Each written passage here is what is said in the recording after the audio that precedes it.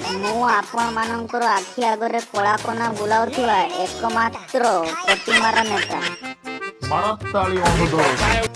ମୋତେ ଆଜି କିଛି କହିବା ପାଇଁ ଅନୁମତି ମିଳିଥିବାରୁ ମୁଁ ନିଜକୁ ବହୁତ ବଡ଼ କଳାକନା ବୁଲାଉଥିବା ନେତା ଭାବେ ଗର୍ବ ଅନୁଭବ କରୁଛି। ମୋତେ ଏତେ ବଡ଼ ସଭାକୁ ଡାକିଥିବାରୁ ମୁଁ ଛୁଟନୁକ୍ ଦଳକୁ ଧନ୍ୟବାଦ ଜଣାଉଛି। ମୁଁ ଯଦି କହୁ କିଛି ଭୁଲ କରିବି ତାହେଲେ ତୁମେ ଜାଣିଛ ମୁଁ କାହାର କଳାକନା ବୁଲେଇନି ବୋଲି ସେମିତି କିଛି କଥା ନାହିଁ। ସବୁଠୁ ପ୍ରଥମେ ଏ ସୁନାକାଟା ଗାଁକୁ ଡାକିଥିବାରୁ ମୋତେ ଗର୍ବ ଅନୁଭବ କରୁଛି। ମୁଁ ସବୁଠୁ ପ୍ରଥମେ ପଚାରି ନେବି କିଏ ଦେଶ ଅସୁବିଧାରେ ଅଛ। ଜଣେ ଜଣେ କରି ସମସ୍ତେ ଯିଏ ଯାହାର ଅସୁବିଧା କଥା କୁହ। ବହୁତ ବଡ଼ ଅସୁବିଧାକୁ ସୁବିଧା କରିବା ପାଇଁ ଆମ ପାଖରେ ଅଛନ୍ତି ଏକମାତ୍ର କଳାକନା ବୁଲାଉଥିବା ସବୁଠୁ ବଡ଼ ନେତା। ତେଣୁ ଜଣେ ଜଣେ କରି ସମସ୍ତେ ଯିଏ ଯାହାର ଅସୁବିଧା କଥା କୁହ। ଯାହାର ଯେତେ ବଡ଼ ଅସୁବିଧା ଥାଉ ନା କାହିଁକି କମ୍ କରି କହିବ। ହଁ ହଁ, ତୁ ଫାଷ୍ଟ କହ ବନ୍ଧୁଆ ବୁଢ଼ା। ସାର୍ ମୁଁ କହିବି ଫାଷ୍ଟ। ହଁ ହଁ, ତୁ ଫାଷ୍ଟ କହ ବନ୍ଧୁଆ ବୁଢ଼ା। କିସ ଆଉ କହିମି ମୁଁ ଭୋଟ ନେଲା ବେଳେ ମତେ କେତେ ତେଲ ମାରିଛନ୍ତି। ତୋତେ ତେଲ ମାର ଯାଇଥିବା ପଇସା 5 ବର୍ଷ ହେଲା ବି ଉଠି ନାହିଁ। ମାନେ କିସ କହୁଛ ସାର୍ ତମେ?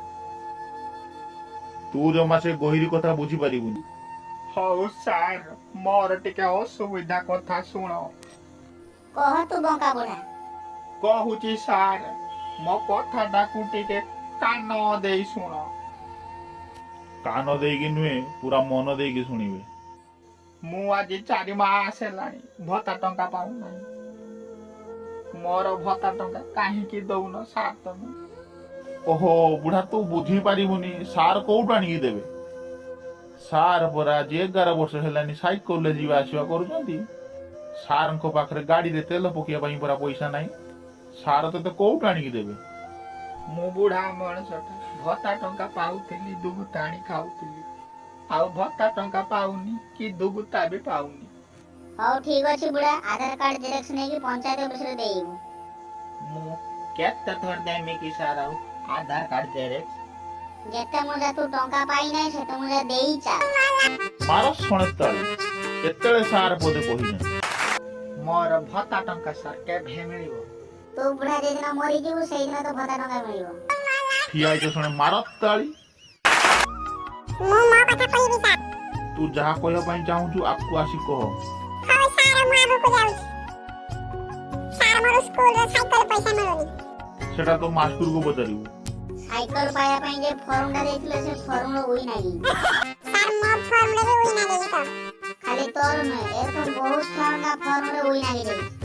ସାର୍ ଉଇଟାକୁ ଝାଡ଼ି ଦଉନାହାନ୍ତି।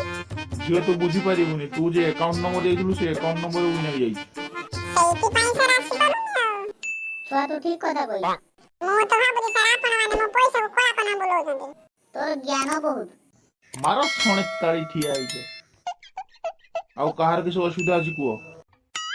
ସାର୍ ମୁଁ କହିବି ସାର୍, ମୁଁ କହିବି ସାର୍। କହବେ ପଟିମାରା ଡାକ୍ତର। ସାର୍ ତମେ ଯେଉଁ ସ୍ୱାସ୍ଥ୍ୟ ବୀମା କାର୍ଡ଼ କରିଥିଲ ସେଇନ ତ ଆମର କିଛି ଉପକାର ତ ହଉନାହିଁ। କିସ ଉପକାର ହବ ତୋର? ସାର୍ ଏବେ ତ ହେଉଛି ସ୍ୱାସ୍ଥ୍ୟ ବୀମା କାର୍ଡ଼ ହସ୍ପିଟାଲରେ ଏଲାଉ କରୁନାହାନ୍ତି। ସ୍ୱାସ୍ଥ୍ୟ ବୀମା କାର୍ଡଟା ଇଲେକ୍ସନରେ ସିଲେକ୍ସନ କରାଯିବ। ଖାଲି ଚାହିଁକି ଠିଆ ହେଇଛ, ତାଳି ମାର।